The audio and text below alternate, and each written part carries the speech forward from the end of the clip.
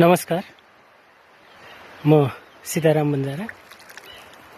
आज यो को लागि ब्याड बनाउँदैछौँ। एकदम असिन पसिन गरेर यो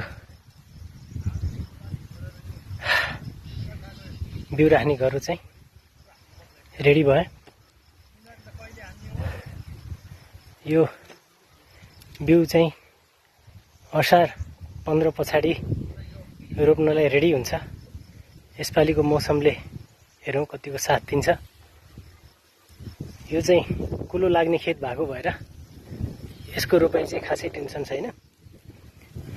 पारी खेत छ एउटा, त्यो चाहिँ पानी परेर मूल फुटेपछि मात्रै रोप्न योग्य हुन्छ, नत्र जेनेरेटरले पानी तानेर अलिक गाह्रै हुन्छ।